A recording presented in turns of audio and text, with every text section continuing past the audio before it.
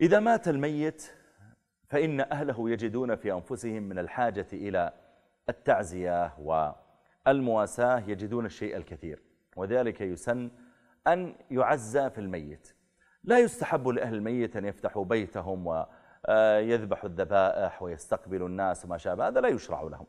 وإنما المشروع أن يعزى الميت إذا رؤي أهل الميت، إذا رؤوا في مسجد أو رؤي في سوق أو رؤي في مكان أن يعزوا. وقال بعض العلم لا بأس أن يفتح الباب، لأن الناس يشق عليهم تتبع أهل الميت. يعني الميت إذا مات عنده مثلا 5 أولاد وعنده 6 إخوة وعنده أب وعنده أم ونحو ذلك، فإذا أراد المعزي أن يعزي الإخوة كلهم شق عليه أن يتتبع بيوتهم وشق عليه أن يتتبع بيوت أبنائه.